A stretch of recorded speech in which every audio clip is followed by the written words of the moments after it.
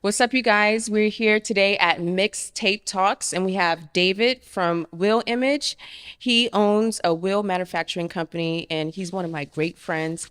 I've known him for such a long time, but overall, he has developed so many different companies, and I find him to be super influential at such a young age. He owns about 6 different companies, which he'll dive into, and he'll be sharing his story. And David, welcome. I appreciate you having me. This guy is so influential in every single way because he started from the ground up. And the reason why I brought him on today is because of his backstory. His backstory is so powerful. And I feel like we all can take something away from that and learn something from him today. So, Yeah. I mean, my story is my story. I guess we'll talk about it today.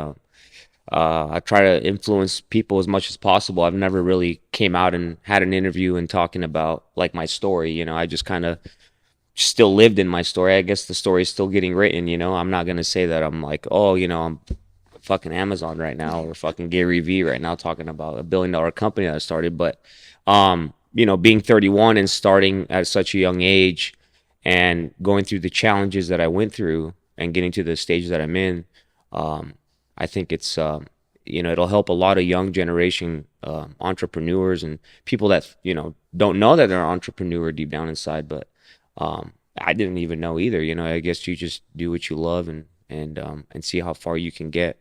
But I would definitely love to. Hopefully, this interview will touch some people and motivate them to get off their ass today and actually do something. Instead of just sitting there on Instagram watching other people uh, doing things or pretending to do things. Right? oh yeah, and it goes to our point too. Like a lot of people feel like maybe they have what it takes, or maybe they have something special within them to be able to maybe be Yeah. in your position. Do Yeah. you feel like people even have that today? Oh yeah, absolutely. I mean, there's a lot of people that I see that are just super talented, got really good work ethic, and I work with some of them, and proud to say some of them are on my team, and it's really easy for me to filter out, seeing now with the experience of dealing with so many employees and vendors and clients and just friends in the industry and getting to know people and growing myself and understanding what people go through and what people really feel deep down inside or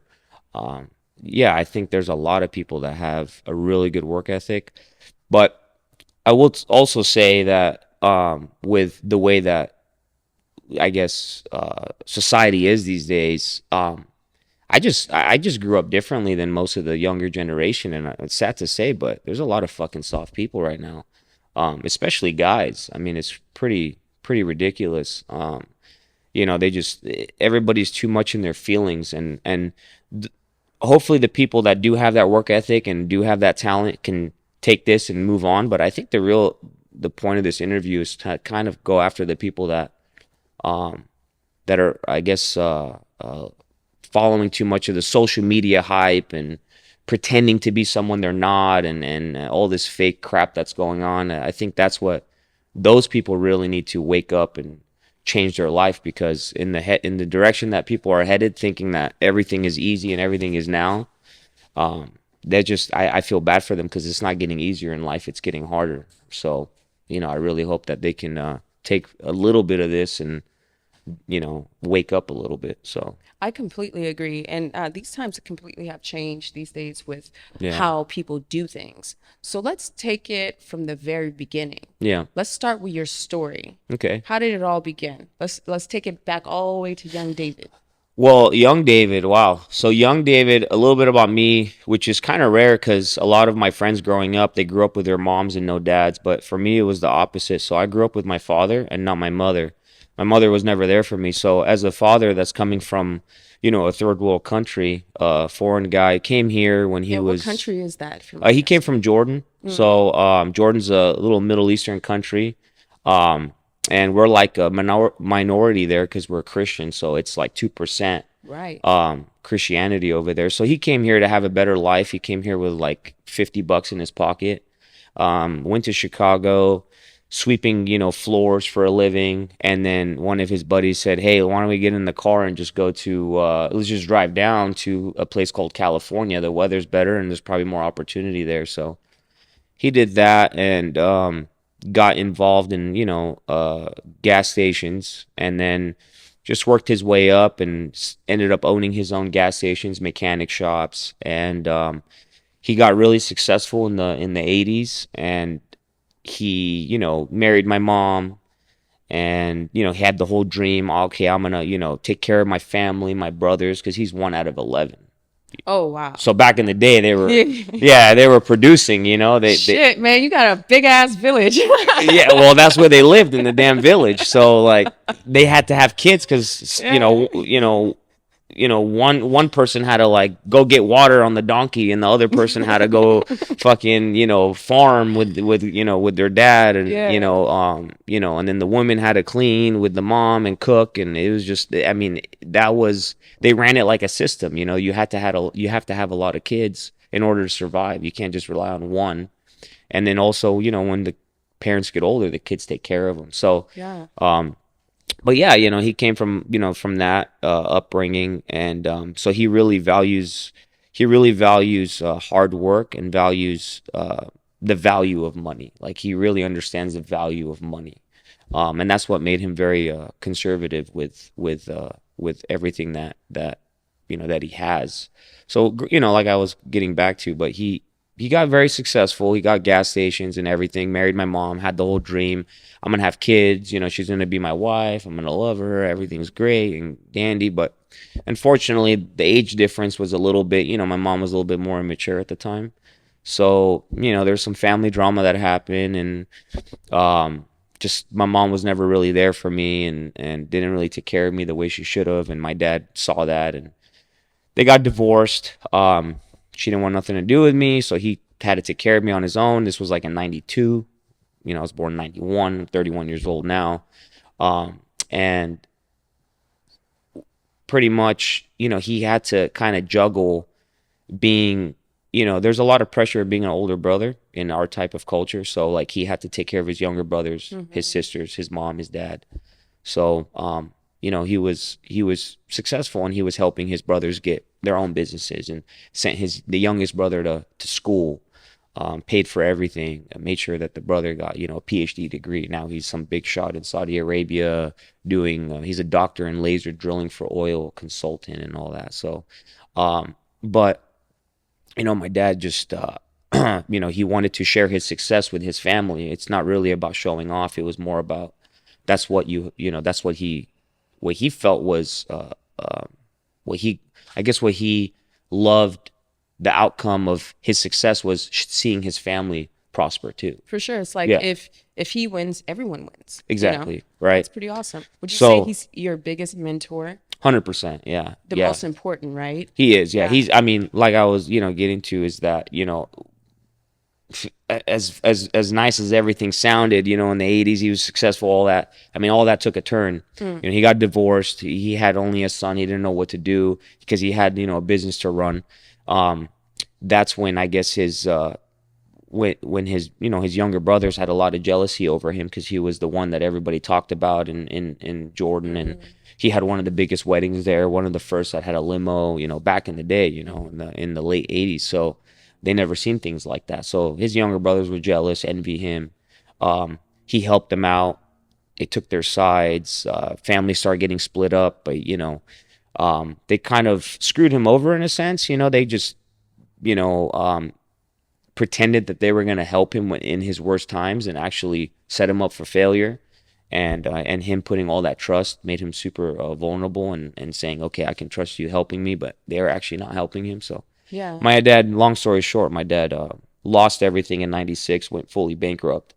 Um, we were so broke that, um, I mean, it started going downhill as soon as I was like a year old. Like, that's when it was going Oh, downhill. wow. So, didn't have my mom there. He offered my mom, come over, be a mother to my child, but she didn't want to. She said, no, I'm getting married, whatever. I don't care. I said, okay, whatever. So he had to play mother, and he had to play father. And, that was tough growing up as a young guy, seeing all these moms picking up their kids from school. And I Hmm. had only my dad. So I was always curious. And that's when you're young, and I guess, going bankrupt in 96, losing everything. We lived with my uncle that he helped get businesses. He still owned those businesses. We lived with him. Me and my dad shared a room since I was like 18. I haven't had my own fucking bed since I was like 18 years old. My first time I had a bed. I mean, he was so broke, and it was funny because he was managing all the businesses for my uncle, but he wouldn't get paid for anything. Just living in a room was enough, you know. When my aunts will make dinner, it wasn't for me or him. It was for my uncle and his son. Like it was like that toxic. It was really toxic. A lot of mental abuse, some physical abuse from my aunts. But you know, he was always there for me. Every night, my dad mentor me, talk to me, always tell me, you know, one day, like I still remember till this day, like we'll sit on the carpet in the room. He'll bring me fucking Yoshinoya. Like that's what we'll fucking eat. Like we'll split. Like we only have enough money to buy like Yoshinoya. I don't know if anybody knows what Just a Yoshinoya is. little bowl. It's like a Yeah, fucking yeah, Japanese fast food, I guess you could, the yeah, McDonald's of Japanese food, right? yeah. Here in the States, obviously. But you know, when we get that, we'll share, we'll split. That was our dinner because, you know, I had no one else. And the only person that's actually ever there for me was my grandma, but she passed away when I was young. So it was really tough growing up. But he still made my childhood really great, and did whatever he can to make sure that I had clothes on my back, went to school. Um, I mean, he just fucking taught me. He wasn't easy though. He was tough. You know, Arab dads are not easy. They're really tough. Oh yeah. You Do you know, feel like he was the driving force as to the reason why you wanted to make sure you take care of your dad back, like give it back to him in a 100%. sense? Yeah, yeah. I think most of what I do today is to see him happy. Because he did whatever he can um, to make sure that I had a normal life and that I was going on a straight path. And don't get me wrong, I wasn't for a long time. You know, I got in a lot of trouble, hung out with the wrong crowds, went from school to school, got expelled from school to school. And that was a lot of it because of racism too, and September 11th, and had to deal with that bullshit. You know, I had to grow up pretty tough. You know, I got picked on a lot, you know, when I was younger. And then I started hanging out with the crowd that, you know, that stuck up for themselves, that are, you know, and I started sticking up for myself. And I vividly remember I came home and I'm like, you know, these kids are picking on me. And one kid, you know, he hit me. And my dad looked at me and he's like, listen, you know, somebody steps on your foot, you step on their neck. Like, you know, started to get all that crazy. But Right. that was the, you know, he's very blunt and very like, hey, you know, Oh don't yeah. come home and cry to me, because you got to be a fucking man, dude. Like, if they're picking on you and you're not the cause of it, there's no reason to pick on you, then stand up for yourself. So I didn't grow up like soft, you know, I grew up, you know, tough. Oh yeah, I met your dad, and your dad is like, Yeah. he don't take no shit, No, you not at know. all. No. And it wasn't until recently, I'm assuming, like that last year Yeah. at your baby shower, that he said that he was proud of you. Yeah, I mean that's another thing too. It took a long time for him to tell me I'm proud of you. Like even when I started my business, even when everything that happened, it doesn't matter. It got to the point where I actually got married and had a kid, where Yeah. he was like, "Now I'm proud of you. Now you're a man." You know, and that's another core thing that my dad always taught me. A man isn't a man without a family. You know, you can have all the money in the world and you grow up and you're still alone, dude. Oh yeah, Like that's your guys' core value, like going back 100%. to where you grew Yeah, up and your roots and everything, and that's just holding on to that, and that's something I correct. really appreciate about you, Yeah, because you take that and you take it into the culture of your business. exactly. Loyalty is what I guess he, you know, set in stone in my soul is loyalty. He never taught me to make money by taking it away from someone else. You know, he was a big believer in karma, and hey, if you're gonna be sneaky about making money, Right. if you have to step on someone else's head to get on top, you're pushing someone else down to do that. Get up on your own. You know what I mean? And that was a big core value, and I think that is what made me have the integrity that I have today, and makes me, I guess, he made me a humble person. You know, Oh, for you know what I sure. mean? Would you say like all this is your calling? Yeah, definitely. Man, I tried fucking everything, like everything. Like, believe it or not, I had a fucking home care agency company Oh wow. when I was like 19. So like, I got a little fucking office in Laguna Hills or Laguna Niguel or something like that. Because I guess like the average age around that area was like 70. There's so many old people, so I'm like, oh, it's a good business. Because I saw one of my best friends growing up, his mom was a nurse, and she was a dispatch nurse, and for people that, old people that go out, and she's like, okay, I'm gonna assign this home care agency. I thought that was an opportunity, so I tried that. Um, the main thing I really did was like something to do with cars. Like I love cars. My dad is the reason why I got into cars actually. Like he always used to talk to me and was like, "Son, look at that BMW. Like look at that fucking M3. Like look how wide it looks, like a fucking muscle in the street." And I'm just like, "Yeah." You know. And he was always into German cars. Like he loved BMWs, and it just made me love them. So I always did something with cars related, like even if like at my uncle's gas station, I used to go there and just hang out after school, whatever. And I used to fucking sand headlights and buff them out for like $30. Wow. This is before they made like the do-it-yourself kits at Yeah. AutoZone. So I would fucking I'll go up to people at the pumps and be like, "Hey, your headlights are yellow." And how old were you again? I was like 14, 15. So Dang. like right before I got my permit. Mm-hmm. So I take the bus. It was one bus, it was State College, 57 Octa, all the way down. Put $1 in, go to there, hang out with my uncle. Just hang around there. I just nothing else to do at 14, 15. Wait for my dad to pick me up because he was trying to do things to make money. Fix computers, install cameras and shit. So, but I'll go there and I ask people, "Hey, your headlights are fucking yellow. Like, can I sand them down?" But I had to do it the hard way. Like, I got a little buffer for Yeah. $30. I like, they called it Kragen back then, but it was O'Reilly now. But So you no know, sandpaper and like one next to none. yeah, I'm just kidding. no, I had to use sandpaper. I had a fucking wet sand. Like I told the guy, I'm like, "Hey, it's $30, but it's gonna take like Yeah. an hour." So he'll park on the side, and I'll sit there and start Jeez. sanding, and like, I did okay. And then, Mm-hmm. I mean, that was just little things, just so I can get like a pair of Vans, For sure. For sure. So let's whatever. talk about ESR. I'm so intrigued by this. I want people to know, what does ESR stand for? How did it get started? And like, where were you at in your life? So yeah, like, I never really had a name that like ESR really never stood for anything. It Mm-hmm. was kind of like I did the headlight thing, and then I got my permit at 15 and a half. And then my uncle went to auctions buying, selling little cheap pieces of shit cars at the gas station for extra money. So when I got my permit and my license, I got my dealer, like I got a salesperson license to go with him to the auctions. Mm-hmm.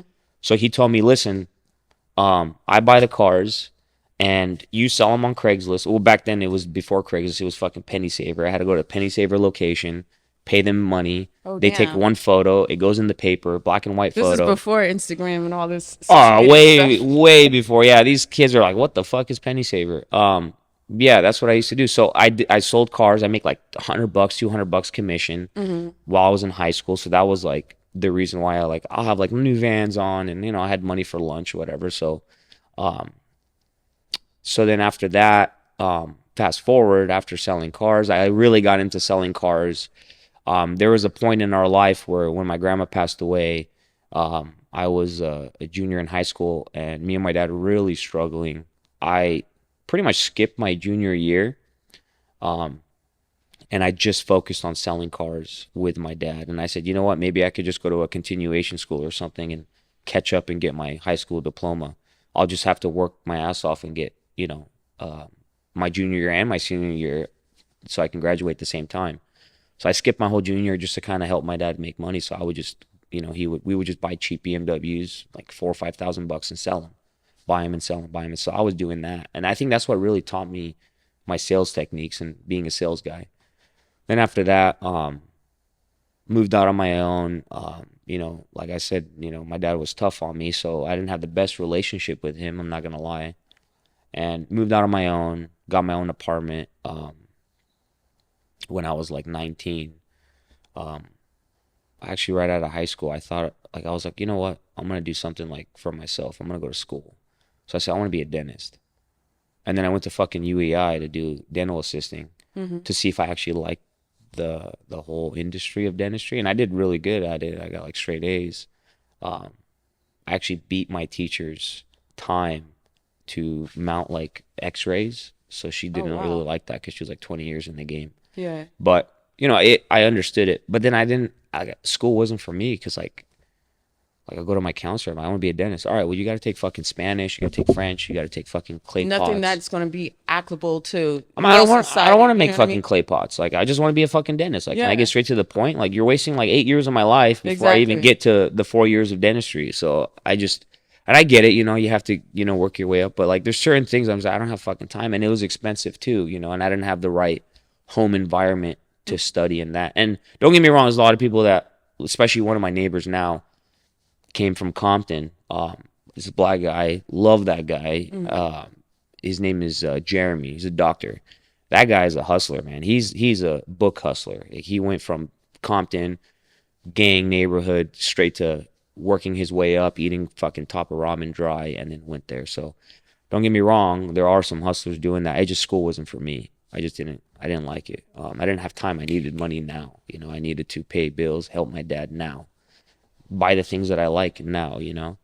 So, so yeah, I mean, after selling cars and everything, I started saying, you know what, I'm not gonna fucking. It's so hard to sell a car to make $200 from my uncle commission. Like, what the fuck? Like, I don't wanna just do that.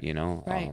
It was kind of, it's a lot of work. You have to deal with the customer, post the car, all this crap. The car has problems after like a month of sitting there. But I made enough money to. I had like a E39 5 Series. Like I said, I really into BMWs, so I wanted wheels on it. So I go on Craigslist, and everybody's favorite wheel back in the day was fucking BBSs, especially if you're, Oh yeah. you know what I mean, like Them deep especially if you're, dishes. especially if you're a BMW guy. So I was searching on Craigslist, and I couldn't afford them. I wanted some 20-inch on an E39. A lot of people are like, "What the fuck? Why?" But that's what I wanted. I don't know. And then I looked on Craigslist, and they were like $1,000, $1,500 for 20s. There's one guy that sold them for 650, and I hit him up, and he was like, "Yeah, I'm willing to come. I'm coming from San Diego. I'll meet you there. Give me $50 more, and I'll come." I said, "Cool." So $700 I saved up. He came. He gave me the wheels. Met up with me like at 9 o'clock at night. Dropped the wheels off, and I looked at them, and I'm like, "Oh, these are brand new." And he was like, "Yeah." He's like, "If you need more, let me know." And I'm like, "What do you mean if I need more, like let you know?" And he's like, "Well, this is what I do. I sell, replica wheels on the side." And back in the day, that was like the thing. Yeah. Everybody wanted replica wheels. It wasn't like social media now. They make it seem like, oh my God, it's like whatever. So so I looked at him and I was like, this guy had to make fucking $200. He had to make like $200 coming from San Diego. I wouldn't drive from San Diego to make like $50. So I started thinking, like a light bulb hit, and I'm like, what if I fucking found out where he bought those wheels? And I don't have to sell cars anymore making $200. I can sell wheels. That's the ticket price is like $700 versus $7,000 car for my uncle, and he only gives me $200. And he was hustling me. So I said, all right, I'm gonna start finding out where he gets them from. So I started researching and stuff, and there's not much to research back then because nothing's really online. There's no social media, just MySpace and a little bit of Facebook. Yeah. And I was at that time I was so struggling. I was living with my friend named Eric. Um, his name was Eric. We lived in the back. It was a back house. It was like a back room that was separated from the house in Fullerton, downtown Fullerton area. So it was really older houses, and it was just a laundry and dryer. It was like a laundry room, I guess, and it was enough to fit two twin beds and like a little bit of other things, a dresser and stuff. So he let me live with him because I had nowhere else to stay. My grandma passed away. My uncle kicked everybody out. He had this bitch of a wife back then, or a girlfriend. She moved in, kicked everybody out, and he gave her the house. But he got what he deserved. She left him, took everything, and he's eating shit now. So, but anyway, so I had nowhere else to go. So I was just, in that room, and my friend Eric let me stay there. Bless that guy. And he pretty much like I said, okay, I could just start selling wheels. I could probably put the wheels in that room where Yeah. we're staying. So man, I looked everywhere online. I'm like BBS LM reps, like where any wholesalers anywhere. And I started noticing that a lot of automotive um, manufacturers that distribute were in City of Industry. So one time I was at my I was at my dad's little fucking ghetto gas station that he saved up some money to. He worked a partnership deal with a guy that said, run it, and you can make whatever business you want out of it. It was in fucking Bloomington. It was so ghetto. So I was there and I was like, I'm gonna just fucking drive to City of Industry and like look for like just between buildings. So I was driving and didn't find nothing. And then every like other day I'll just drive. I'll just go there and drive, drive, drive. And then one day I just fucking came across a guy and he was like, and it looked like wheel boxes. There's just cardboard. I pull inside Mm. and then I'm like, you guys sell wheels here? And he's like, yeah. We go inside the showroom and it was a really small warehouse, probably the size of this room. So I go inside and I'm like, hey, I was just a fucking young kid and I was like, I want to wholesale. And the guy was like, all right, here's the fucking price. And I looked at it, I'm like, bro, this is what I paid. There's no fucking way, you know? Yeah. And I saw my wheels in the showroom that I bought from the guy. I'm like, fuck yeah, dude, like this is the place. Oh my God, like I'm gonna fucking get this connect. And then he goes, he goes, I walk outside and I'm like, fuck, man, this guy's not giving me a fucking chance. Like, what the fuck do I gotta do? I walk back in, I'm like, listen, dude, like, I have good work ethic. Like, please, like, I'll hustle. Like, I was kind of kissing his ass. I shouldn't have, but I was like, please, man, like, Yeah. give me a You kind chance. of Like, like have to put yourself out there. Do you feel like people misunderstood you as a young kid, even? Like not well, taking yeah. you seriously, even now to this day? I mean, like, if a young ass kid came in your office and you're a manufacturer, you'd be like, the fuck do you want, dude? Like, get the fuck out of here, Like, so I was like, please, man. And the guy was like, all right, listen, you get a seller's permit, like, you get your own seller's permit, Hmm. then I could open up an account for you. And then I'll give you level one wholesale, which they call jogger. It was like bullshit wholesale price. I'm like, okay, that's fine. So I asked my dad, I said, hey, dad, how do you get your own license? Like, how do you get your own business license? And he was like, okay, well, this is back then before you can do it online. He's like, we have to go to the county of Riverside and go in the office there, and they have computers, and you fill out a form. I'm like, okay. So I went in there, and I was just standing there, and the lady was like, this is what you do. She's helping me out, and then she was like, what's your company name? And I'm like, what? She was like, you need a company name. I was like, oh, it's just not under my name. She was like, no, no, you have to put just put a brand, like a name. And I'm like, she's like, anything you can fucking call it ABC. I'm like, so I'm just thinking, I'm like, okay, well, I'm gonna do three letters because BBS, SSR, like all these companies, and Yeah, I'm it's like, catchy. People gonna remember that. it's just three letters, it's Yeah. just it sticks in your head, and I'm like, okay, and then I just thought about it. I'm like, okay, I like Euro cars. I'm like, European Society Racing gear. I'm like Eric's Storage Room, and I just started saying things like stupid. I'm like ESR, okay, like, because Eric used to always laugh because I used to have wheels there. This is fast forward, but he used to always laugh. He's like, Eric's Storage Room, Eric's Storage Room. That's where we live, in Eric's Storage Room. Like when we used to go out and girls like, what city you stay at? And Eric would be like, Eric's Storage Room, like. So I was like, it hit me. I'm like, Eric's fucking Storage Room. Like that's where my headquarters is. Yeah. So I just put ESR. So she gave me my seller's permit. I went back to him. I gave him my seller's permit. He's like, ESR. Okay, sounds good. Here's your price.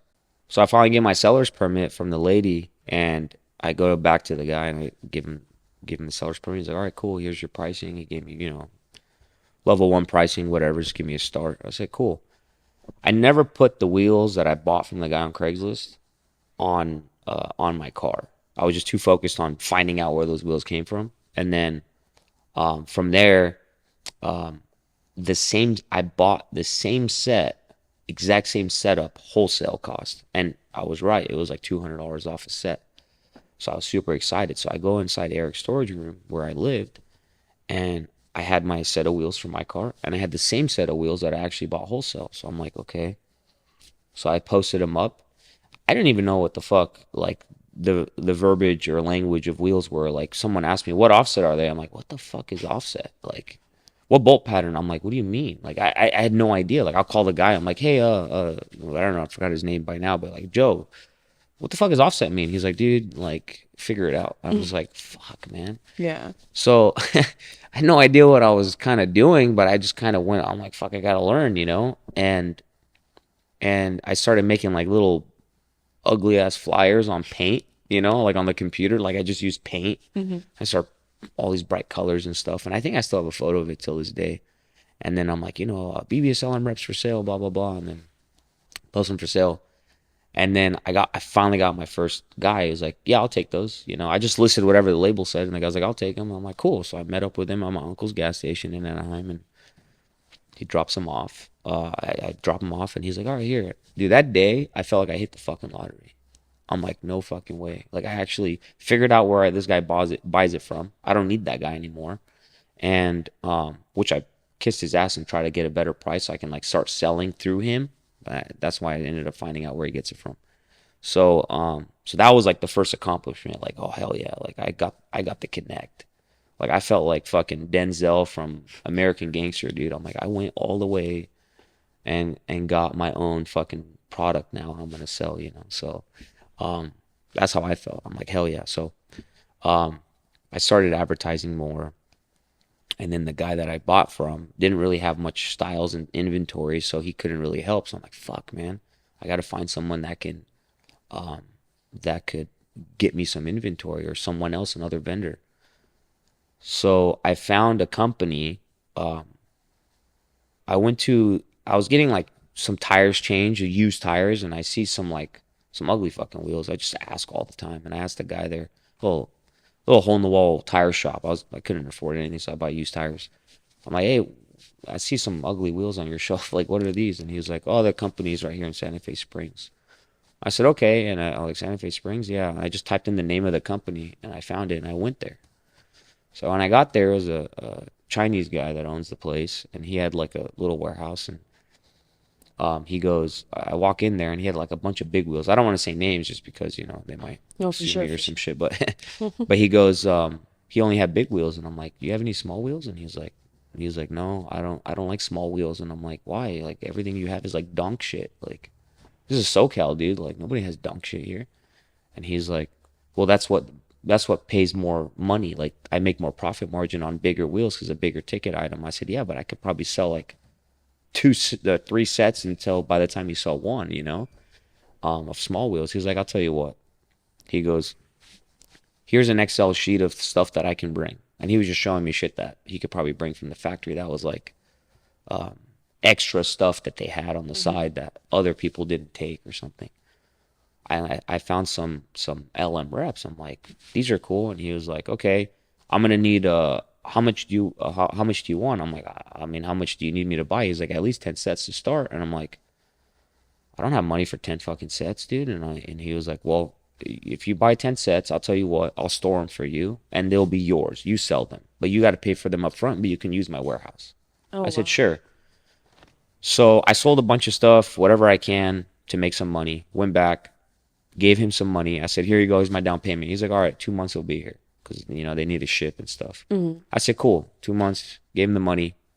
And I'm sitting there. I'm like, dude, I just fucking spent a bunch of like all my money and sold a bunch of shit just to get a pallet of wheels that it's gonna be mine. At least have some inventory. So you had no money whatsoever. No money. I was still living in Eric's storage room, right? Hmm. Like I had a hand-me-down futon that was broken.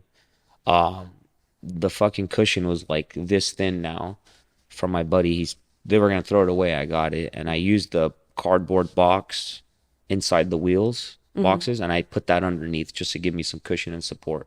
So that's how I slept in Eric's storage room. Damn. Yeah, it was tough, Yeah. but but I had a good group of friends Hmm. that I no longer are friends with, but that's a different story. But um, good group of friends and childhood friends that I grew up with at that time, but we just all went our separate ways. But yeah, back to it. He brought the pallet. He goes, okay, here's your pallet. It's here. I was like, fuck yeah, dude. He actually didn't rip me off and ran away with my money. So and my sales guy there was named Ray. He was an older gentleman. Hmm. Bless his soul, he passed away. Um, and he called me up. He's like, hey, David, your pallet's here. And I'm like, hell yeah. So I go over there, take it, unpackage it, take photos of it, start posting. Hmm. The guy looks at me, and later on, Ray tells me that time that the owner was like, he ain't coming back. Like, Shit. like that, like this is gonna be his first and final pallet. Like he doesn't like this is a fucking 19-year-old kid. He Yeah. doesn't know. He doesn't have what it takes. He doesn't know. So I'm like, whatever. A week later, I come back. I sold everything. I Wow. come back with I made my money back for the pallet, and I had more money for two pallets. I'm like, here you go. So he was like, what the fuck? Like, a week later you come back? Like, you sold that shit quick, you know? Because Ray sells like a pallet a week. I mean, they're a really small company back then. They definitely underestimate you as a person, and just it seemed like all walks of life and different type of lives that you have lived when it Yeah. came down to making money in your Yeah. career. A lot of people have misunderstood you on so many different levels. Yeah. Your ability to execute and be able to get shit done because you're hungry for it. Well, I think I underestimated myself, you don't really unlock your true potential until you do what you actually love. And I think that's what I never looked at it like I was working. I looked at it like I was just selling things that I liked Right. to make money to buy things that I liked. Like I was just a car guy. I just wanted to fix up my car. Like I just thought like that was cool. And doing it in a way that nobody really like nobody really like without showing off in a way like the guy that you least expect having the nicest car like But you're that. so low key though, you know what I mean? Like, Yeah, I still like that. yeah. So it was just like to me that was like swag. Like I never really looked into like the guys that like my buddy Eric. That's the thing. Like he was a shoe guy. He was a fucking clothing guy. He worked at Beatnik in downtown Fullerton. A lot of people are like, "What the fuck, Beatnik? You know Beatnik?" Yeah, Yeah, he yeah, worked yeah. at Beatnik.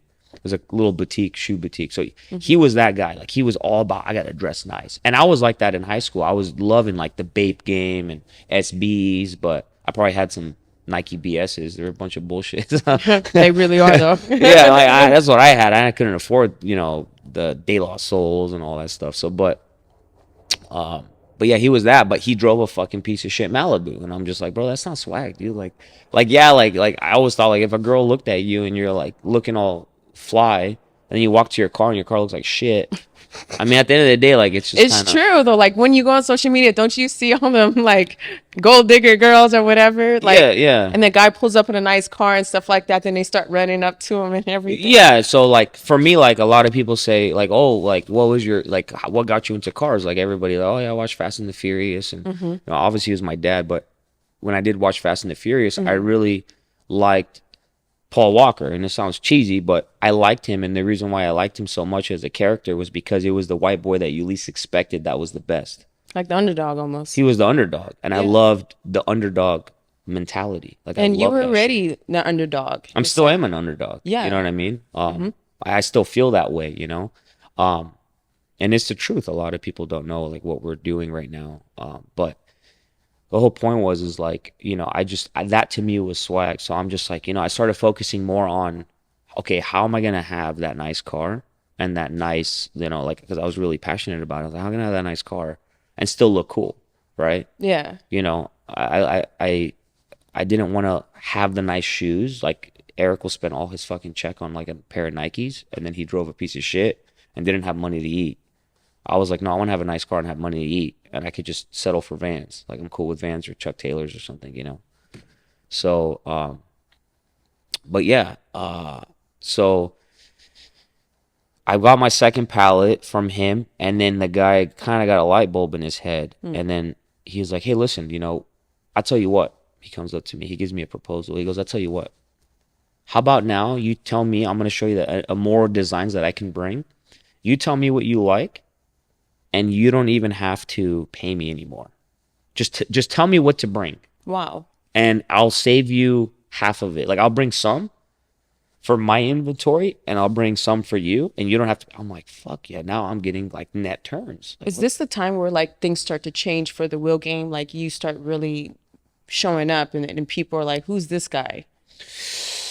not really. Really? And yeah, not really, not yet. So what happened was this guy saw it, like he just didn't know. He was just a Chinese guy that had connections in China, and that was the key thing is that people don't understand. A lot of wheel companies deal with trading companies, which is a middleman. So you have no control over your quality control. You don't even know who the fuck your factory is. That's one thing that I did not want to do later on when I actually opened up my own wheel company was I did not want to deal with a trading company. That's the easy way. Go to a trade show, find a trading company. Hey, they take a percentage. They control my business. They control my molds. You start seeing shit on Alibaba. I was just about to say they can steal that and sell to other people. 100%. They Yeah. own it. You don't own shit. You're just a customer of theirs, and the factory looks at it as that's their customer. You're nobody. So anyways, so he did that, and I was excited. I was happy. I called my dad. I'm like, Dad, fucking, this guy fucking, did this. You think it's good? And he was like, yeah, whatever, fucking, I don't care. Like wheels, like who the fuck wants wheels? He didn't care. Like he was selling gas, so he was like, that's a necessity. Wheels Oh, is not for a sure. necessity, which is true. It's auto fashion.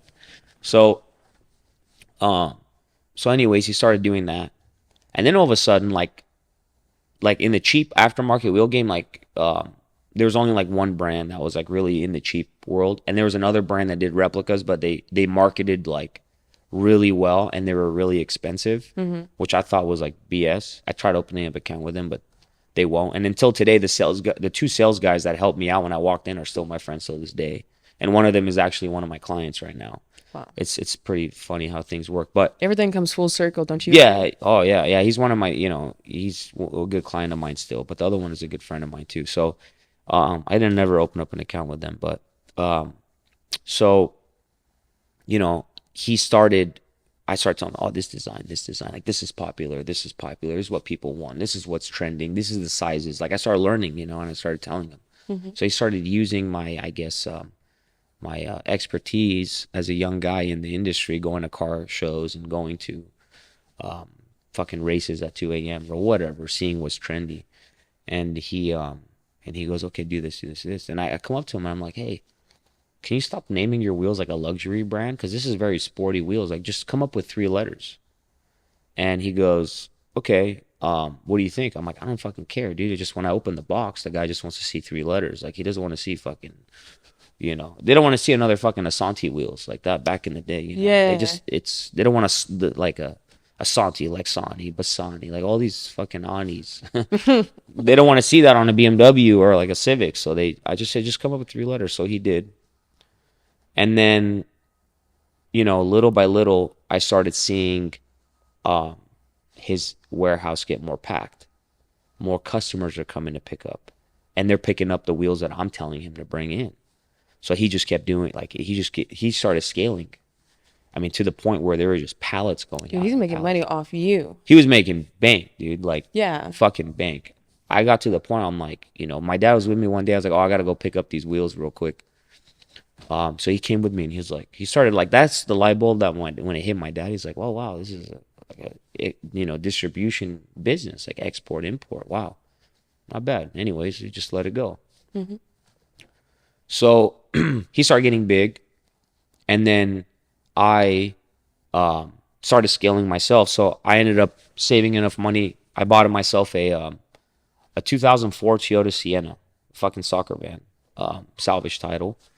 Um, and I did some research. I'm like, what can how many wheels can I fit in an Odyssey? And I measured, and I'm like, no. And then I like measure a Sienna. I'm like, I get like one more wheel. Cool.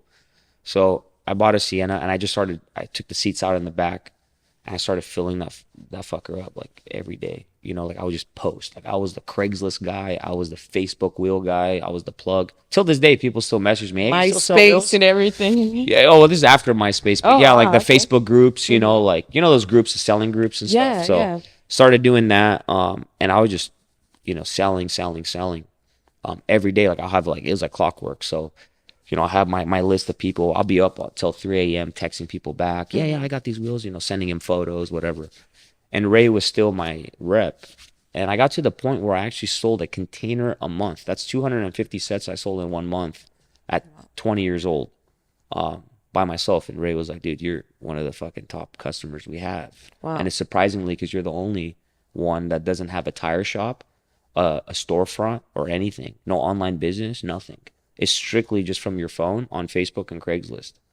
And I'll be walking in buying wheels. And the thing that I did, if and I was using my own money.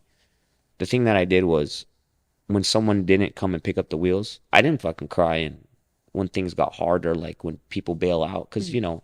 there was times where like I didn't sell anything and I just get stuck. Like I would have to go put up my money, buy the wheels, take them, and then hopefully the guy shows up so he can buy them. But I'm not gonna take them back and complain, because then I'm burning bridges with the, Exactly. you know what I'm saying? Hmm.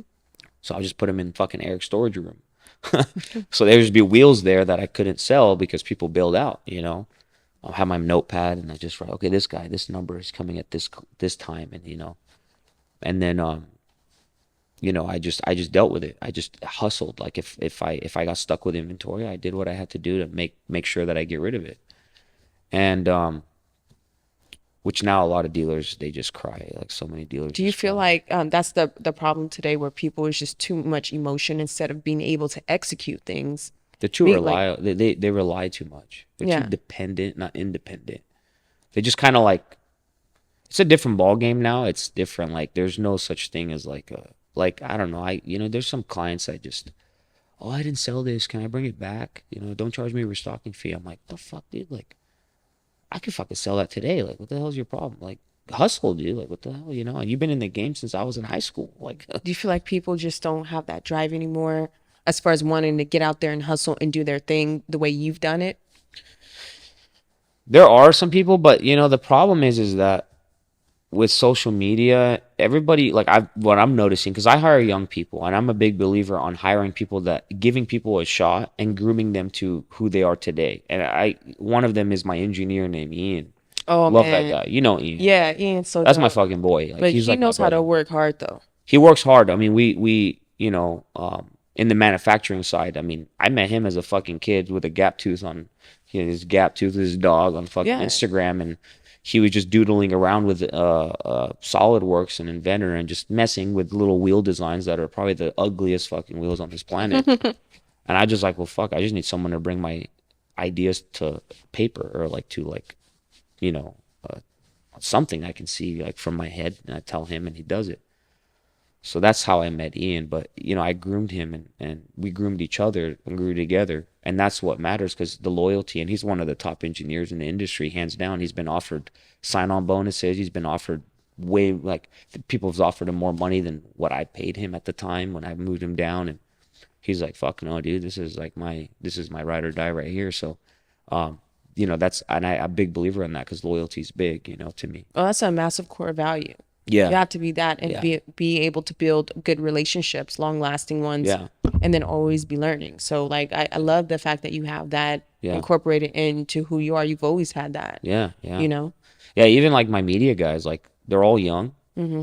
I I gave them an opportunity to pick up a camera and just say, "Hey, fucking shoot." Mm-hmm. And I just told them what I want. Like I always was, I guess I could say, like I write the plays and they're the quarterbacks. Like I always tell them, like, "Hey, I want this image, I want this vision, make it happen." And um, and I got like 5 media guys that work for me and they're fucking killing it. They're doing all the media and for all the brands and they're killing it.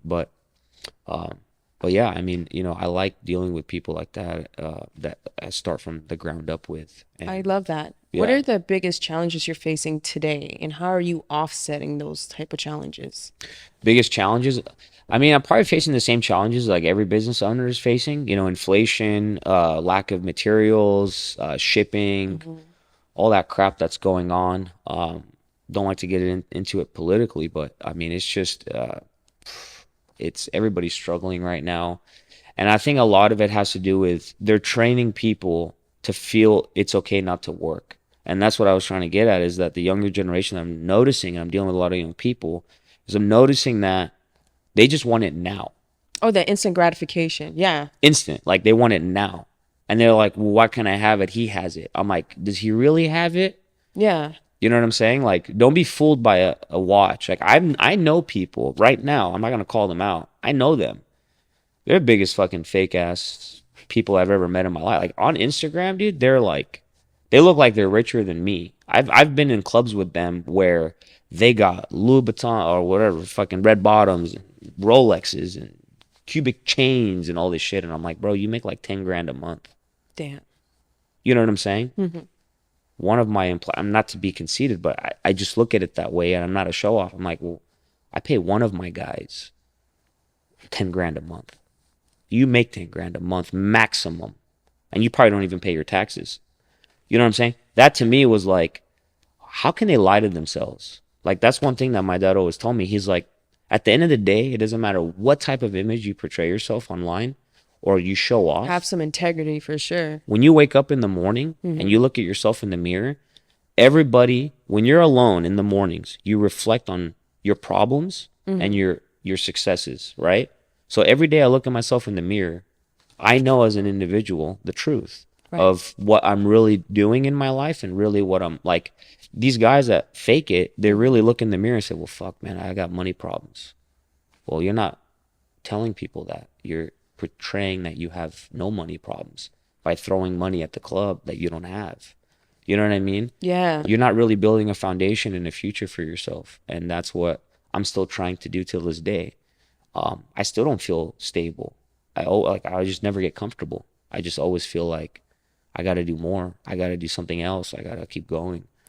Is You that know? what drove you to have all these other companies to develop that too? Or is it because of your driving force and building that strong community? Or maybe a little bit of both? Yeah, it was definitely, yeah, that's a big factor. It's like I was saying, like being the underdog. I like Mm-hmm. being the underdog, and I got a lot of people that talk. A lot of people pull me down. A lot of people that I knew in the industry that were my friends Yeah. ended up being my enemies by saying like they ended up being haters. Oh, he ain't gonna fucking do it. He's going to China and he's gonna fucking go there and he's not even Chinese and they're not gonna give him fucking time of day. And they didn't. To be honest with you, like the factories are just kind of like when I started walking there and I started seeing the factories, you know, which is I got to get back to that story, but I started seeing the factories, like I started seeing big wheel companies. Those companies are like, the fuck out of here, dude. Like you ain't nobody, like you don't even have a brand yet, Wow. you know. So yeah, I mean that is a big factor, being the underdog, proving people wrong, and never being comfortable with myself. I just don't get comfortable. I probably never retire in my life. I feel like you won't. No, I won't. Since knowing you, you've only amped up your game, and then your circle only has shrunken down significantly. Yeah. Oh yeah, Yeah, 100%. to the point where it's like you got to go all in or nothing, and then you need those people on your side to have your back, and if not, then Yeah. you don't have time for that because you have your family, you Yeah, have everything. exactly. Yeah. Yeah, I mean, everybody asked me like, "Oh man, you should like, what's your biggest proudest moment?" Like when you started your company, I'm like, that used to be, but when my son was born and looking at my wife and my son, I think that was the biggest proud moment of my life, and that's the biggest motivation that I have now is to give my son a life that my father couldn't give me. Right. And I looked at my wife's father, and no disrespect, I told him, I said, I want to give your daughter a life better than you can give As her you mother. should, though. You know what I'm saying? Man to Yeah. man. And he respected that. And he's like my father figure now too. Mm-hmm. My mother-in-law, my father-in-law, bless them so much. I love them to death. And they are like my family. And I got the family that I never had. So not only am I successful in like my business and my achievements and my goals, and I still doing more things, but it's the family aspect too. Your social, your family, that's success. So would you say who you hang around is the most important factors, and it determines who you are as a person? 100%. It's like that old saying, birds of feather flock together. If you want to surround yourself with individuals that are not doing good, Mm-hmm.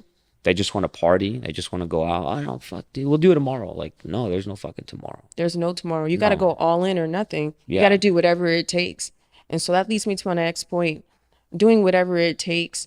Do you have a balance? Is there such a thing as a balance when it comes down to going all in for what you want? You know what? Like being your own business owner is different. Like, and not everybody has what it takes. I'm gonna be honest. Like, it's brutally fucking honest. Like, there's just some people who just are not meant to be business owners. They're just meant to be So you're fucking. saying nobody's special, like nobody has it within them, like they portray it to be? What do you mean? You know how they always say, "Oh, you're special. You got something in you. You can do it." Do you think I that mean, people? yeah, there's some people that really, a lot of But it has. everybody? Does everybody have it? No, I mean, common sense isn't so common anymore. Shit, You ain't know that the that truth? that's the fucking problem. Yeah. It's common sense, and Hmm. some people don't have common sense, and they don't have a drive. They're just lazy, and they just want to clock in, clock out, and don't bother Do me. you feel like people play the victim mentality, especially like, I mean, since you've been growing up in Yeah, just the situations you've been in, and then not only yeah, that, everything that you face, do you feel like people play the victim mentality way too much? That card where to the point where they hundred blind percent. themselves of being able to accomplish anything? Oh yeah, everything's fucking feelings, my feelings, my feelings. And it's not about your fucking feelings, dude. Like at the end of the day, like if I can't tell myself, like if wake up every morning, like that's the thing about owning your own business and doing your own thing. Hmm. You are your own coach. You got to write your own playbook, and you got to figure out if you're gonna win or not. You know what I'm Right. saying? Hmm. You really don't have like unless you grew up with someone that's family that's successful and they're gonna really take you in and train you and teach you, then yeah. But if you're on your own and you start from nothing, then you're learning as you go. Right. But the way I look at it is even if you learn, I'll tell everybody, I'm like, it's not going to happen now. Even if you learn 1% a day, 100 days is 100%. It's just an example, right? Right. If I wanna double $1,000 10 times, that's $1 million. So but on the 11th step, that's 2 million. Exactly. You know what I mean? So I always tell people the first 10 steps are the hardest, Right. but that 11th step was 10 steps in one step. It gets better. Yeah. You can't jump from here to the top of the stairs. You got to go step by step, and that's what it takes. And So you can't skip steps, do you you say? can't fucking skip steps. There is no such thing. Like I can't just go from this to that. Like Yeah. I can't force people to like my brand. I can't force people to, I can't force success to happen. You just have to work at it, chisel it every day. It's like you're in fitness, right? You go to the gym every fucking day. Can I just go and get you're fucking stronger than me, guaranteed. But if I go in the gym, can I bench as much as you, or squat as much as you, or even Sabo, Yeah, probably your not. boy? No, he's fucking huge. Like, can I just walk in Yeah. and do it? No. No, you're gonna tell me it's not gonna fucking happen. It's impossible. Physically, it's impossible. Right. But you're gonna tell me, listen, but if you come with me every day, and little by little by little by little, repetition is what's key. You'll get to the point that you want to get to. Right. Do you believe that anybody can go to the gym and do what you're doing every single day? Like, Not at all. you don't think so? No. Why? But they have to take them steps to get there. That's what I'm saying. So Yeah. not right away, but they got to take the little steps. It's the same thing with owning a business and your entrepreneurship. You have to have repetition. You have to be clocked in every day. When I fucking started, since the day that I sat there and I made ESR seller's permit, when I clocked in that day into owning my own business, I never clocked out since. Wow. Never. And how many years has this been? I mean, what? I was 19, It's been 19, like 15. I mean, even longer than that. So like I started doing business for at least like I'm probably now 20 years. Wow. 20 years. I mean, mentally, like I said, like I was, even when I was 11 years old, like I was trying to sell candy. So like it starts from there. So yeah, even 20 years, I had that little spark. Like I want to make some money. How do I do it? And I sell candy and shit. Like I go to Costco. I'm like, oh, Dad, can we get some Snicker bars? Like I'll pay $20 for the box, and then I try to flip them. That is so dope. For no cause. The Yeah. guys that come up to you like, hey, you want to buy a bar for a cause? I'm like, Yeah. no cause, just buy some. But that's what it takes, though. Like it starts from Exactly. there, and you start grooming yourself, like you said, which leads me to my next point. So I want to talk about Envy Forge because Yeah. this is one of your popular companies Yeah. that you have, and it's well known. And even I have your wheels on my car, including Yeah. your sticker. I'm like sporting you. Yeah. I everything, you know? appreciate that. Yeah. And I absolutely love what you do because I felt like just having my own customized wheels, I felt like it brought out who my personality is. Yeah. And that's what you do with all the Yeah. other wheels. And it's not just Mercedes or anything like that. You're talking about Lambos, you're talking about the most expensive cars out there. So how did you get your start with that? So I guess like when I was doing the cast, wheel game and, selling wheels at a cheaper price and killing the competition on that, there's always the haters. They're not real wheels. Those are not, you're not a manufacturer. You're just importing, they're made overnight by some children. I'm like, dude, if fucking children made wheels like this overnight, then I want them on my fucking team, dude. Well, those are like 3-piece wheels. Like, for example, I got them on my car Yeah, they're not easy. No. But what I'm saying is like when I was selling, I was more in the cast wheel game selling, cheaper wheels. So I guess it was like proving a point. Like MV Forge was more like proving a point. You know what I mean? And I created that company to show people like I can also sell high-end wheels to high-end clients. I'm not gonna just sell wheels like what I used to do on Craigslist. Like Right. I'm not gonna just sell them on Civics and STIs and Evas. Like I'm gonna get to the game where it's custom made, whatever. So that's, and I thought like, oh yeah, like even though I made ESR and it was doing okay and I was growing it and growing it and growing it. I mean, I started ESR just from nothing. Like we got a warehouse. Like nobody wanted to give me a warehouse. That has no fucking history. Got a warehouse and we only had enough money. Long story short, my dad, to go back a little bit to get to that point, my dad owned a ghetto ass gas station. I was telling you that. He ended up selling the business for $300K. And when he sold the business for $300K, that's all the money he had. He had no fucking idea what else to do. All he knew was running gas stations. That's what he knew. And he didn't have enough money to get another one. Like they started going up in value. So he sat for like a year and a half figuring out what the fuck to do. We even started a tow truck company. Like I bought myself a fucking international crew cab, 21-foot Jordan steel, tried it out, didn't fucking tow shit, only towed my own car, you know. So, I took my classes. It's just it was a Mhm. tough business. So I just like it's not for me. I'm not really passionate about being on the side of the freeway changing flats or whatever. So we tried everything, and then when I was selling out of my van, I was doing so well. My dad will call me, "How much money you make today?" I'm like, "Today I made $1,000. Today I made 500. I would work every day, 300, 200, 800, 1,500. Like I was making more money than him, you know." So that's when I told my dad, I said, "Dad, we gotta do something, like." And then, bless him, he fucking put all his chips into me, like.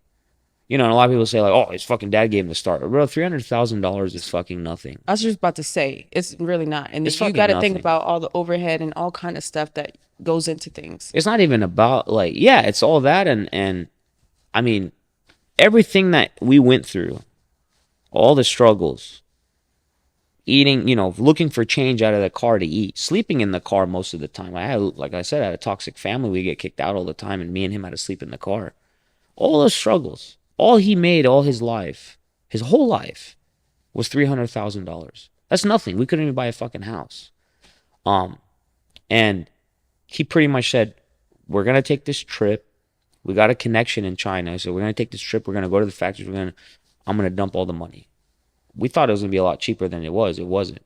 So we got there. No factory wanted to give me the time of day. I was there for almost a month. No one. No one. Like I walked in, nobody. Like you're not fucking Chinese. We're not used to that. Get the fuck out. You either got to be a Chinese trading company, or you got to be fucking Chinese yourself. And my competitors, all the owners that actually deal direct, are Chinese. So they're Right. like, speak the language. Like, no, we don't deal with that. So I said, okay. So, you know, one factory, and it's pretty crazy. They just started. The guy got a break with his dad. His dad owned like a tool factory, and he says, we got connections with aluminum. I might as well do what I love to do. Mm-hmm. What's funny is his fucking name is David too. So the last factory that I was actually on my way to visit one factory, and my driver was like, "I think that's a factory." And it never popped up in the list that I had. So we pull over. I go inside, and the guy goes, "What do you hear? I'm America. Okay, okay." Like he just started a year ago. So he's like, "All right." He's like, "I'm learning to make wheels, and we're gonna make wheels." But he had all the right machines. Like his dad gave him good money to start, so he had everything good. All Taiwanese machines, everything. They're Taiwanese too, but they're owned and they made the factory in China. And he goes, he's like, I'm like, "Oh, I want these designs." And he was like, "Oh, we already have similar designs. They're right there." I looked, I'm like, "No." And That's not. I'm like, "No, that's not what I want." And he was like, "Why? It looks the same." I'm like, "That's what you all think. But look at this, look at this." So when he saw that, he's like, "This fucking guy knows what he's talking about." He's like, "Okay." So we made a contract deal, everything, the pricing and everything. And then he goes, and I'm like, "Fuck, the pricing is not as good as I thought it was going to be." So it's tight margins. And then you have to buy molds. Like you have to pay. If you want to really control your market and control your quality, you got to own your own molds. Those molds are fucking expensive. You're talking about like 25, $50,000 a size per size. So my dad looked at me and he was like, "We only have enough money to put a down payment on whatever fucking warehouse, like just to have enough money." He's conservative. He's like, "I need to have at least 6 months of rent saved, right, of whatever warehouse we get, and then we only have enough money to buy a couple sizes and a couple colors of one design. You got one design to bet on. All of my money that I saved all my life, all the Mm. struggles, it's one design, you know?" Wow. So I sat there and I'm like, fuck, what the fuck? Like all the pressure on me at 21 years old. And I'm like, what the fuck am I gonna like bring? So I was gonna bet on the design that my heart was telling me to go safe, Mm-hmm. while my gut was telling me this design didn't hit the market yet, and I'm pretty sure it's gonna be one of the top sellers. So I just put it all in. I said, "This design." I said, "Cool. Your wheels will be ready in 3 months. You get the first container." I said, "Cool. Time to it's time to go and look for a warehouse." You get back, wheels are getting made, whatever. Nobody wants to give me a warehouse because like 2008, the economy The crash just market. Oh, happened. yeah. Yeah, and this was in 2013, 14. And everybody's like, "What's your history?" I'm like, "No history." Like, nah. economy crashed too soon. Like we're not gonna take that chance on you. Exactly. Especially a young So kid. exactly, Yeah. me and my dad is like, I don't know fucking jack shit about wheels or anything, but he Hmm. has an engineer mentality, and until Hmm. this day, he like engineers and comes up with and co-develops a system to make things better in our Hmm. manufacturing process. But anyways, one guy said, I'll give you a chance. I'm gonna need this much though instead of this much in rent. So he bumped it up like 20%. On top of that, he says, I need a personal guarantee. Hmm. So we said, what do you mean personal guarantee? He's like, everything that you ever own, everything that you bring your products in and everything. He's like, if you don't pay your rent, I take everything from you. Oh That's the only way I can shit. guarantee you a warehouse. Collateral, really. He needs collateral. He's Yeah. like, if you don't pay your rent, I'm not just going to take you to court. And when personal guarantee means you're guaranteeing it personally. So that means like they can So have the you bet chance, everything you had. everything I had. Got the warehouse. My dad gives me the key and says, I'm out. Do your fucking thing. There was no, in this place, another thing too, he said, the Hmm. warehouse didn't have a fucking fully built office. It was just warehouse with a restroom um, in the warehouse. So he says, one condition, you pay 20% more, personal guarantee. I'm not going to finish up the office. You take it as is. I said, fine. Mm. I'll fucking deal with it. So, gives me the key, my dad, and he goes, here you go. It's all on you. That day I got the key, I started the Instagram. Still have a photo till this day. Started the Instagram, and from zero, I got like a little sticker machine from eBay, and I fucking started making like ESR wheel stickers. Because I named the brand ESR. I'm like, fuck it, ESR. Like we're just gonna be selling fucking wheels, whatever.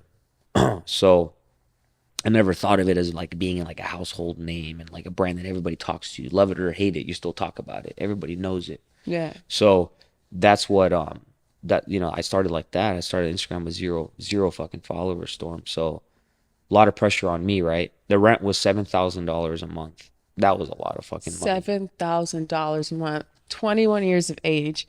Seven Having to thousand. pay everything. Yeah, and keep in mind, like back then, apartments were like $750, $900 a month. So $7,000 a month was like holy shit. And Yeah. then a personal guarantee on top of that, with a one design coming in, not knowing the quality of it because this Oh, factory is a lot newer. They got a lot to learn too on the in the exactly. There's aftermarket gonna wheel be a game. lot of room for error, but There's a you lot don't of you pressure. don't have that really It was a at that lot of time. pressure. Yeah. But my dad was really good at not really pressuring me too much on like, Hmm. even though he kind of contained his concerns and doubt. He literally just said fucking all in and like walked away and was like, fuck it, dude. Like it's all on you.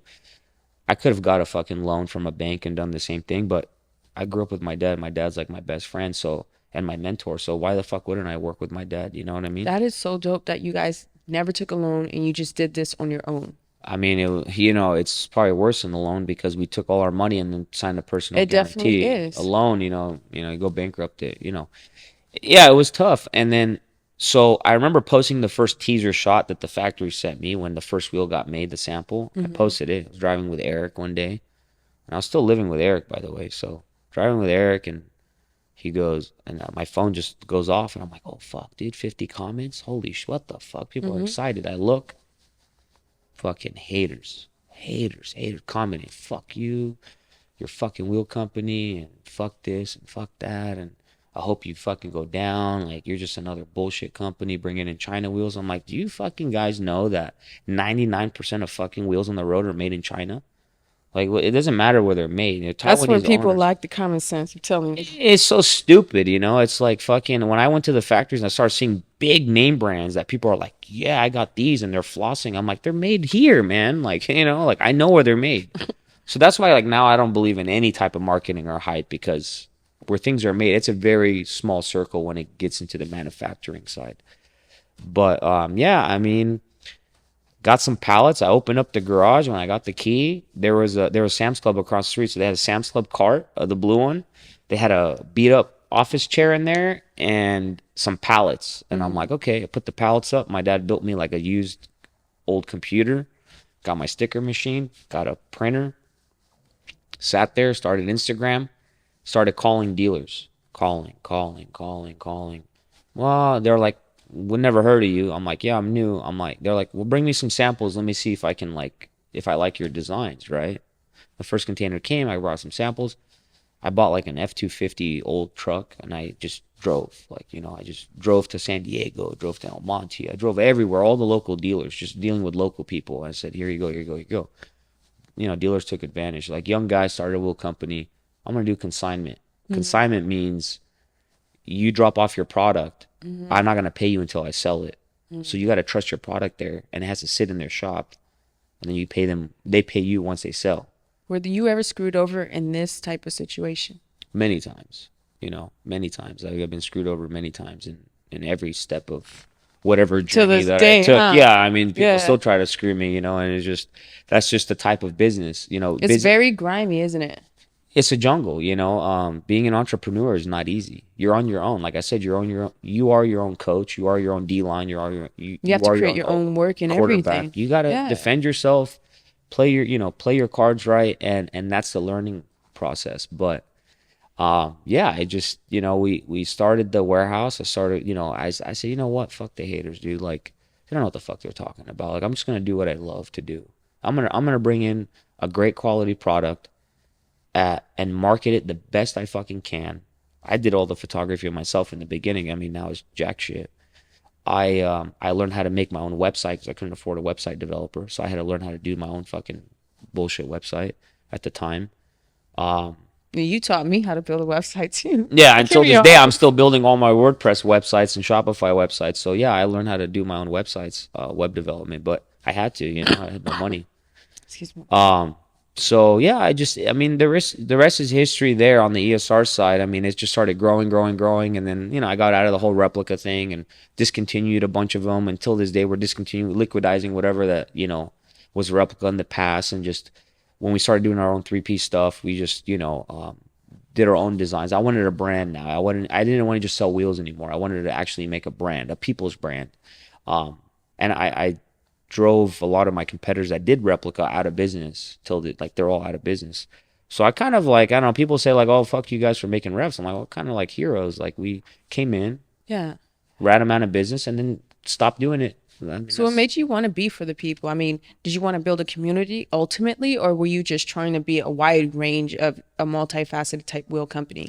I just wanted to, I wanted to, Is it about culture or? yeah, it's about Yeah. like, the culture of the automotive industry. It's the passion of cars, and I just wanted to offer a good quality product, market it the best I can, and sell it for cheap. Like, it wasn't really about the money. It was always about just selling, like, Lifestyle culture? yeah, it was like we're the only wheel company that ever did a car giveaway. Put it that way. Like, I was like, fuck, I lost fucking money. I lost a hundred Oh, I thousand remember dollars. that. Yeah. Yeah, I don't regret it. Like, Yeah. changing that person's life, the one that won and got $30,000 cash with it. He changed his life. Like, he started his own business with that, and I felt happy. I lost 100K, but He gained a business I and gained an a business, opportunity. and I also let followers know that we're not just selling wheels. We're not here to just look at numbers and sell wheels. We're trying to here represent a lifestyle, you know. And that goes back to me starting MV. I started MV because I wanted to show the people that talk shit that said, "Oh, I got fucking," a lot of people don't know this, but I got fucking workmeisters on the Civic, so I'm up there. I'm like, bro, you got cast centers. Like, you don't understand manufacturing that well. Yeah, they're made in Japan. They're great quality, but they're cast fucking centers. At the end of the day, it doesn't matter what the brand is. Forged is over cast all day. So, but that's the thing. Like, I wanted to prove to people, like, I can make fucking high end wheels. So I started partnering up with private label machine shops. Got fucked by all of them. Every single one Of of them. course, yes. Every single one. They used me, took my money, deposits, whatever. Slowed my brand down to bring another brand up that they thought that can do good, because they're like, oh, this guy's in SoCal. We're not going to help him because he can eventually. See, that's the thing. They get really scared. A wheel company is really powerful when they actually import from overseas. That's where the real money's at. The real money and the big money is stocking up wheels on the shelf, because that's putting up money up front and then selling it. Making 3-piece wheels, starting a 3-piece wheel brand doesn't cost a lot. Anybody can start one. They just go to a private label like me now, and they could just ask, hey, I'm going to make some designs and you do it for me, whatever.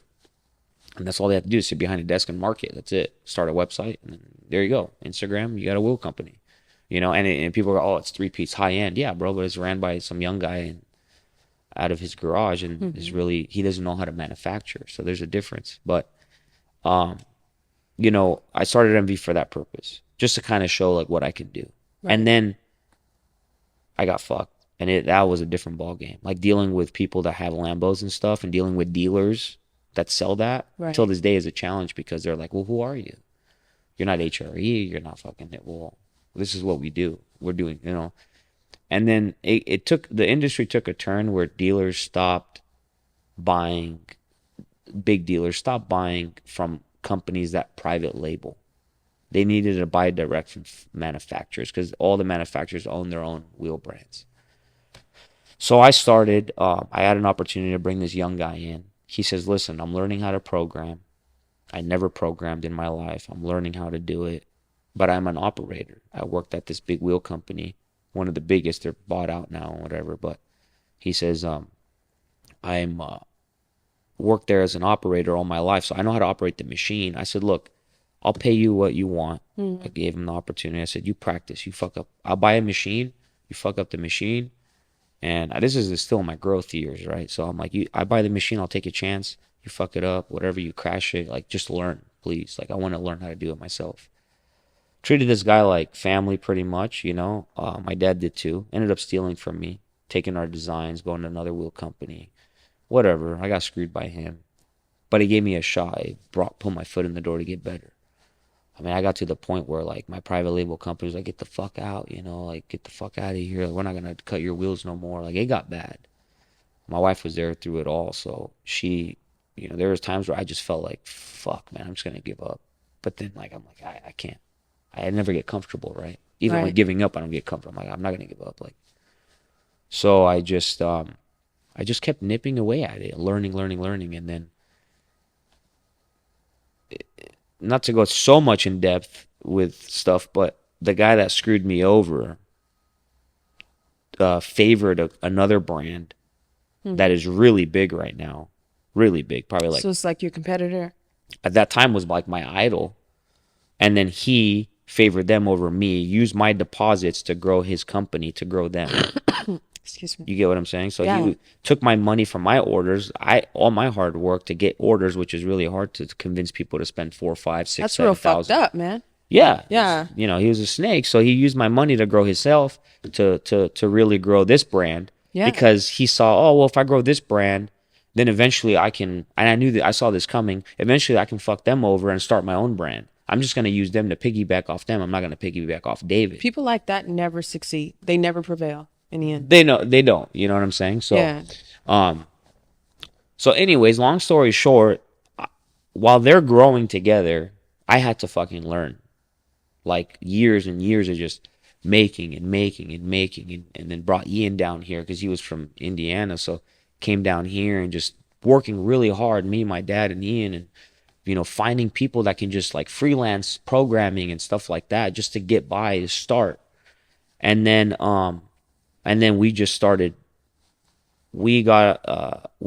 buying new machines, got better and better and better, repetition, learning better techniques. That's the problem with a lot of people, is that they get comfortable. So they're like, well, I got taught this way. Well, that way is wrong. I might be 3 years in the game at that time, like making wheels, manufacturing in-house. They've been 15 years, but they're doing it their fucking way because they're comfortable. I Right. want to co-develop a system that makes things faster, better, everything just better. So we did. Long story short, the company that screwed me, that favored the other brand, fucked them over, kicked everybody out from his manufacturing. Who cuts their wheels now? Me. I picked them up.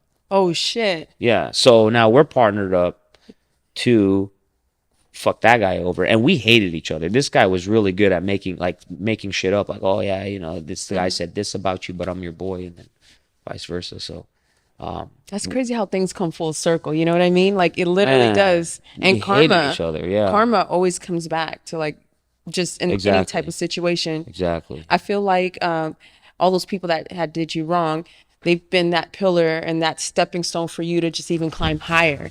You know what I mean? And I think it's Exactly. such an extraordinary thing, just like hearing your story like this, because a lot of people, they would give up. They'd like say, fuck this, I'm gonna just go get a regular 9 to 5 because I don't want to deal with this. Yeah. No. But after every single setback that you've had, Yeah. everybody that, in even your closest friends, even some of your family members, people that turn their backs on you, Yeah. it's just made you stronger. And that is something that I truly admire about you, Yeah. because a lot of people don't have that willpower. A lot of people don't have that strength. A lot of Yeah. people don't have that discipline.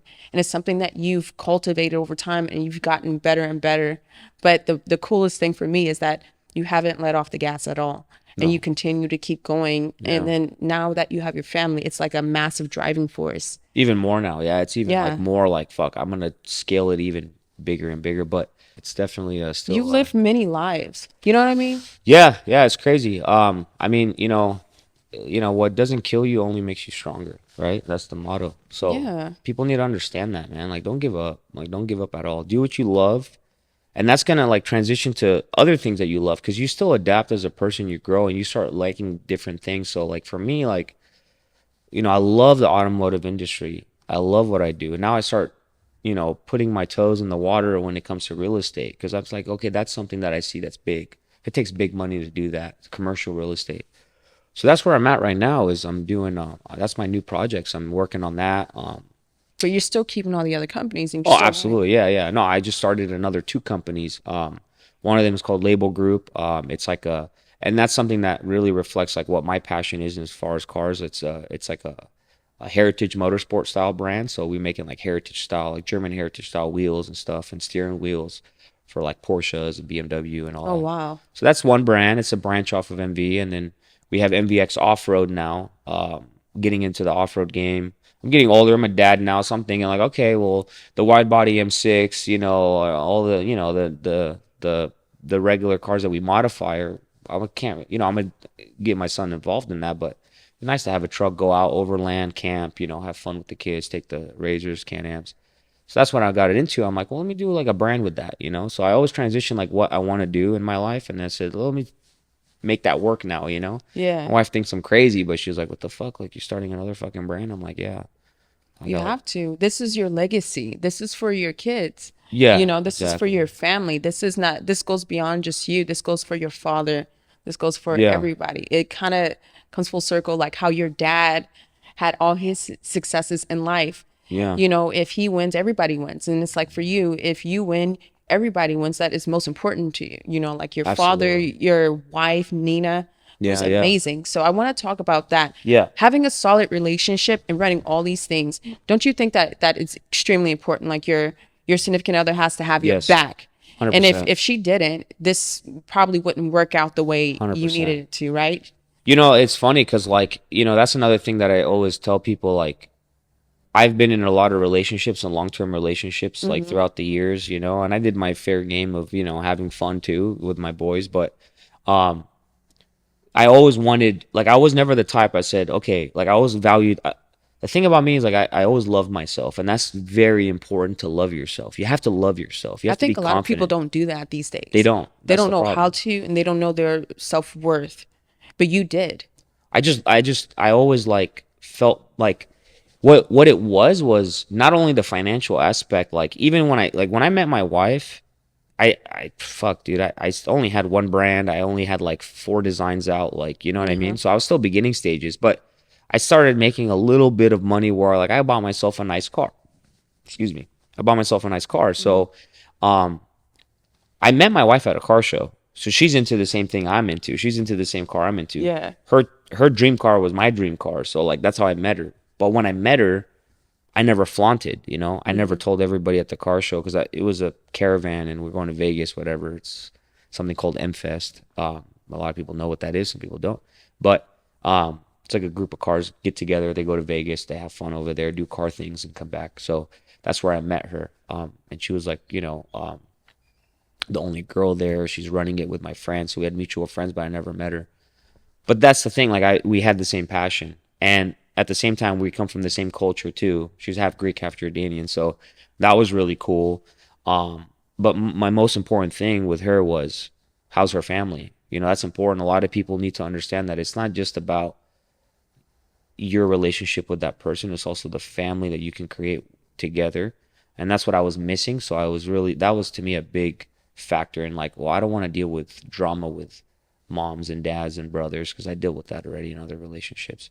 And a lot of people, I think it stops a lot of people from really unlocking the true potential when you're with someone that's so degrading. You know what I'm saying? Some people are hurt and don't know how to like love themselves anymore, and they just like to hurt other people because they're hurt and it gets them like a kick. And those people are with the wrong type of person. How did you go about choosing that? Because, like a lot of people who've endured different types of trauma, they Yeah. usually repeat it. Someone who hasn't had any help or anything like Yeah. that, like how did you know that to choose that versus, hey, I'm just gonna pick this person and this is my Yeah. familiarity and I'm just gonna stick with it, and just going and taking that risk and just being loved by someone and being around a family where you've never had that yourself. How did you Yeah. go about choosing that versus the other way where people stick to their comfort zone and what's familiar to them, and choosing that same cycle? Yeah, that's another thing too. Like a lot of my boys didn't want to be in relationships. They're still not in relationships till today. They just want to like F around Hmm. and stuff, and that's cool. Do you teach their own? But Yeah. for me, like I guess like when I knew what I wanted because that's what I was missing, and Hmm. that's what I wanted.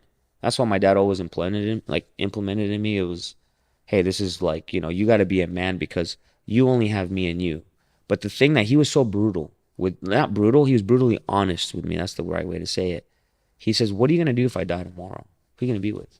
That stuck in my head throughout my whole life. Like, what am I gonna do when my dad's gone? I still think about it till this day. Like, what am I gonna do? Like, he's the only family I have, and I'm the only family he has. So I told myself, I said, when I do find the right person, I'm gonna be the best man that I can be. I'm gonna be the best husband, the best father. So I knew that my capabilities and my intentions deep down inside of my soul, and how genuine I wanted to be with whoever I find that's the right person to be that with, that was my confidence going in when I was dealing with like relationships. I'm like, well, you don't deserve the best of me, right? Like, not in a conceited way, but I just said, like, this person is not down for what the things that I'm down for. Like, they're not looking for a future. They're looking to fuck around and play games and these mental games and shit. I wasn't down for those type of girls. The girls that couldn't handle a guy that actually just wanted to work and hustle and do something better in his life. They just wanted attention at the time.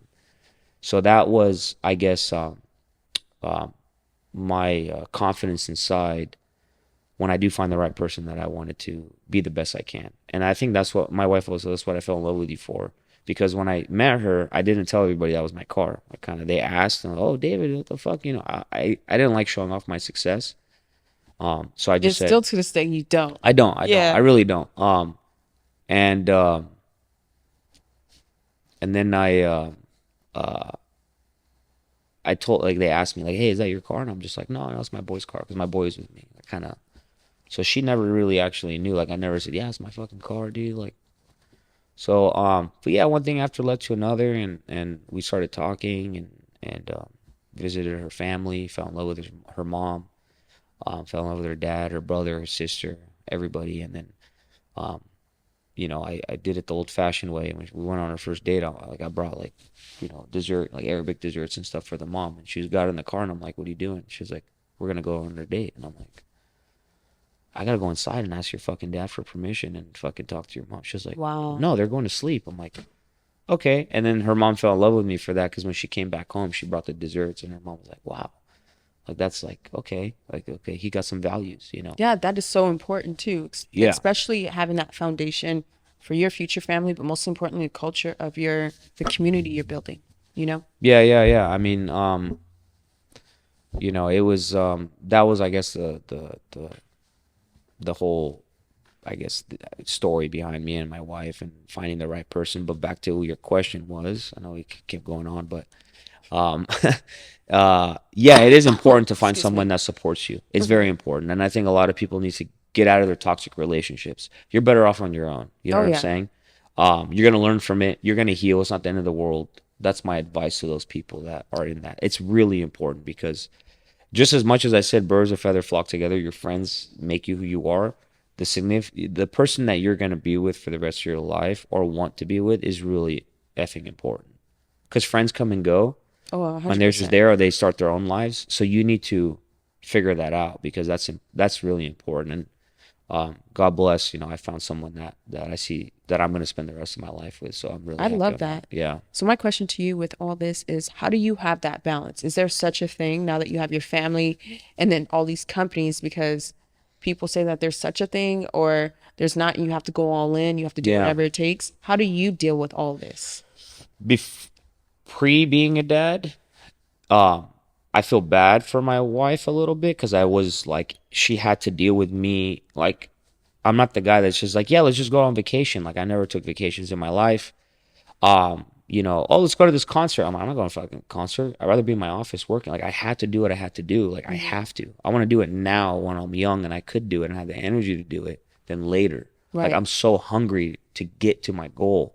But then the problem is my goal kept getting bigger, right? Yeah. Because I just look around, I'm like, holy shit, dude, I got to this far already. Like, let me keep going.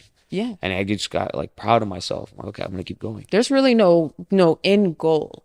It's like when you have a lifestyle that you want to accomplish, or you see a Yeah, vision bigger than yourself, yeah, yeah, you can't just stop and just be like, okay, I'm done. I hit the goal that I wanted to hit, and yeah. that's it. You don't seem like the type of person who's ever going to stop. Like you mentioned earlier, you're never going to probably retire. There's always something that you're going to figure out, something that you may want to find a solution to the problem. You know what I mean? And Something. just keep going. Yeah, And I love that fact about you, because there's a lot of people who are disconnected in the world, not able to do that. And yeah, instead, they're just focused on making money versus finding a product that people are really going to like, and then having people buy into a community. yeah. So that way they feel like they're a part of something. That's really important. Yeah, a lot of Yeah. brands that are so in touch with their clientele and their fan base and really get on like a social like networking type. Like they really get tap into what the clients want and all that. Yeah, because like I said, like you're sponsored by brands that I see that Hmm. the owners are they're doing so successful because the owners are so in touch with what they Oh, do well. yeah. You know what I mean? Oh, for And sure. you're choosing those brands to work with because that's what you like to That's do. something I stand for too. I always look at 100%. the brand's core values, Yeah. and even you too. Like, if you weren't about who you were, Yeah. you wouldn't be sitting in my chair right here. You know what Yeah, I no, mean? I Like, appreciate that. straight Yeah. up, Yeah, because yeah. I just respect so much what you represent. And Thank I you. think that's first and foremost before a friendship is how you are, how you handle yourself, their Absolutely. integrity. And Yeah. not only that, it's just how much you teach other people too, you know? Yeah. So that's super Yeah. important. And that leads me to my next question, my Yeah. last one. What do you have to say to the people who are Mhm. listening? Any good advice or tips that are just completely raw that you want to share with people that you need to get across? Um, I want like be true to yourself, do what you love. That's really important. Hmm. And I know a lot of people say the same thing, but it really like that's really what the recipe is, guys. Like it's you gotta love yourself first, and you cannot be fucking lazy. Like Yeah. that's another thing. Like you're not gonna be late. Like it's not an easy journey. People think like, oh, you're 9 to 5, you got all the time in the world. Absolutely not. You got all the Mm-mm. money in the world. No, like I go through a lot of fucking struggles. It's fucking hard. On a daily You know what I'm saying? I basis. got fucking white hairs every. That's why I cut my hair short. Like I got white hairs at 24. I got white hairs. Is it any easier every as the day goes by, or the time goes by, or is it getting harder for you? It's getting it's getting harder because you're at a different scale and do so many moving parts, so many departments, so many things, and I'm everywhere. I mean, I'll even fucking mop the floor still this day if I have to. But what makes it easier is my family. That's what makes it easier. I Hmm. don't. That's why I say it's important. Like Right. you can't go up the journey alone. At the end of the day, you're gonna need to do something with your success. Like let it continue with your kids or with your Your legacy. Yeah. legacy or something. That's what made it easier for me. So my son makes it easier for me. My wife makes it easier for me. My mother-in-law makes it easier. My father-in-law, my family. That's really important. Core values because I didn't grow up with that. I understand. Hmm. So yeah, I mean, don't lie to yourself. That's a big thing. When you wake up every morning, look yourself in the mirror. Like I said, you know the truth. Don't lie to yourself. Do you think people live in a facade these days where they just constantly just Yeah, like lie to themselves, or it's just like oh, that doesn't matter. I'm this, I'm that, and just not even doing the back end of things, and just doing a full reflection of who they are as a person, their strengths, their weaknesses, and so on. I think before they get to that point, they need to stop giving a fuck what other people think. Oof, shit. Right? You know what I mean? Yeah. Like, if you give a fuck what other people think, then you're not gonna really focus on yourself because you're focusing too much on what they think. Right. I never gave a fuck what anybody thinks. That's the truth. I still don't till this day. You know what I'm saying? I Like, already know. the only people I give a fuck are the people that are close to me. I give a fuck what they think. Right. Because whatever someone says about me, Mm-hmm. I know myself. I know I'm genuine. I know I'm humble. I know I won't cross somebody. But at the same time, like, I don't trust a lot of people very easily. You know what I'm saying? Because I've learned not to trust. I got screwed. Yeah. But, you got to stop giving a fuck about what people think. Like, fuck Instagram. Fuck social media. Fuck being like, oh, I'm this fucking baller and all this shit. Like, you know what I mean? Like, dude, I could have bought a fucking Lamborghini cash when I was 24 years old. I didn't fucking do I that. remember. Yeah. Yeah, until this day, I Mm-hmm. never bought a fucking exotic. I could buy a fucking Bugatti. I never in my life said that to anybody. I'm not coming out being like, cocky or anything. I just don't care what other people think. Mm. Me living in my house and seeing my business grow is my enjoyment. Seeing my team prosper with me, seeing my team successful, seeing the people that I groomed to go with me, that we grew together in the industry, makes me happy. Right. That's is really what my joy is. I don't need pats in the back. You know what I'm saying? Mm. This is my first time ever like actually coming out here and saying, yeah, I started it, I owned it, because people are not gonna understand like, oh, he's young, like. But that's what makes me happy, is seeing other people succeed with me. My team going together. And that's what's going to keep you going for such a long time, is Yeah. you wanting the best for other people as you're growing for yourself. Holding on to those core values and just continuing on with that legacy that you've instilled in yourself and you instilled in other people, that will forever be. Yeah. And your name will be forever remembered. And Yeah. everybody's always going to remember the people who won. No one's Yeah. ever going to remember like the people who lost or didn't Yeah. complain and did nothing. I love But it or hate it, it's successful. So you're yes. gonna remember it. So yeah, I mean, just work your ass off until your idols become your rivals or your idols become your clients, and that's what happened to me. So, and then my situation, I mean, on the back end, I'm working with a lot of great people and great brands in the industry. Not only are my own brands that I'm trying to get bigger and bigger, but I just feel like I'm getting fucking started. I'm not even like settling. Like, I just got fucking started. That's how I feel. Oh man, I believe that. Yeah. Man, David, thank you so much for today. Yeah, I yeah. really appreciate your time because you just explained so much and just had a powerful story, and I Yeah. took a lot away from Yeah. myself. But how can these people follow you? Can you give us some IG handles? Yeah, yeah. So my personal IG is willimage_David. It's private. So I don't really like, I'm never really posted there. I never really post anything there, unless it's behind the scenes stuff. But ESR wheels, ESR Forged, MVX Off Road is a new one. If you guys are on off roading, MV Forged, Label USA is the IG handle, and Brada Forged. That's another brand that we own too. So yeah, you can follow the IG handles. I mean, if you guys call and said, "Hey, David, is David there? I saw him on Storm's podcast." I'll pick up the fucking phone. I'll hook you up. So don't worry about it. I still like getting one-on-one with my people. So That's good. That's yeah, yeah, good. yeah. All right, you guys, thank you so much for hearing David's story. Be sure to give him a follow. His Wheel brands.